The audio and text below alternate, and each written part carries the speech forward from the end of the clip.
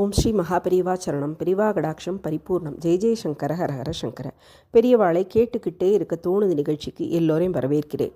இன்றைக்கி நம்ம பார்க்க போகிற பெரியவாளோட அற்புதம், அவர் அருளின ஒரு மூல மந்திரம். அதை 2 பாகமாக பார்க்கலாம், ஏன்னா இது கொஞ்சம் விரிவான விஷயம். திரு ரா கணபதி அவர்களுக்கு பல நாட்களாக ஒரு சந்தேகம் எழுந்தது. அதுக்கு விடையும் கிடைக்கல.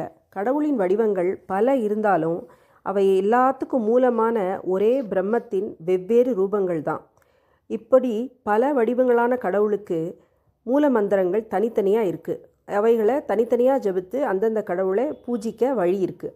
ஆனால் எல்லா தெய்வங்களுக்கும் மூலமான அந்த ஒரே ஒரு கடவுளுக்கான மூல மந்திரம் எதுவுமே இல்லையே அப்படின்னு அவருக்கு ஒரு சந்தேகம். அப்போது பிரணவம்ங்கிறது ஓம் என்பதை மூலக்கடவுளுக்கான ஒரு மந்திரமாக அனுசரிக்கிறது உகந்தது தானே அப்படின்னு ஒரு கருத்து இருந்தாலும் அதுக்கு மாறான ஒரு கருத்தும் இருக்குது. முதல்ல ஓம்னு சொல்லி அதோட குறிப்பிட்டதொரு தேவதைக்கான மந்திரத்தையும் சொல்லலாமே தவிர தனியாக ஓம்னு பிரணவ ஜபத்தை ஜெபிக்க முடியாது அப்படின்னு சிலர் சொல்லி அவர் கேட்டிருக்கார். ஸ்ரீ மகாபெரிவாளே, பிரணவம் எனும் ஓம்காரம் நமக்குள்ள தன்னியல்பாவே இதயத்தை ஒட்டிய அனகாத்தா சக்கரத்திலிருந்து எழும் ஒலி. எனவே சிலருக்கு தன்னியல்பா அவளுக்குள்ளேயே ஓம் என்பது ஒலிச்சுட்டே இருக்கும்.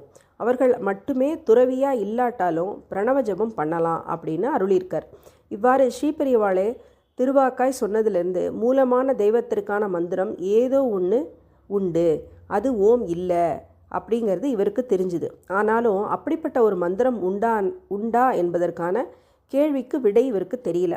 எல்லாவற்றுக்கும் வழியையும் விடையையும் அறியறதுக்காக ஸ்ரீ மகாபெரிவா சந்நிதியை நோக்கி இவர் போகிறார். இந்த எண்ணத்தோட திரு ரா கணபதி சுமார் 37 வருஷத்துக்கு முன்னாடி ஸ்ரீபெரிவா தேனம்பாக்கத்தில் இருக்கும்போது அவரை தரிசிக்கிறதுக்கு போகிறார். அவர் இப்படி ஒரு கேள்வியை மனசில் வச்சுண்டு தரிசிக்க வரார் அப்படிங்கிறத அறிந்து கொண்டது போல் ஸ்ரீபெரிவா அங்கே ஒரு நாடகத்தை நடத்துகிறார். தேனம்பாக்கத்தில் பிரதோஷ காலமான மாலை 5 மணிக்கு பரமேஸ்வர பெரிவாளின் தரிசனம்.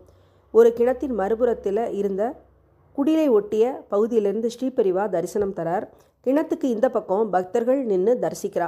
அப்போது ஒரு ஐயங்கார் பெண்மணி ஒரு அதிசயத்தை சொல்கிறா. அது என்ன அதிசயம், அங்கே என்ன நடந்தது அப்படிங்கிறத நாளைக்கு கேட்கலாம். ஓம் ஸ்ரீ மகாபெரிவா சரணம். பெரிவா கடாட்சம் பரிபூர்ணம். ஜெய ஜெயசங்கர ஹர ஹர சங்கர.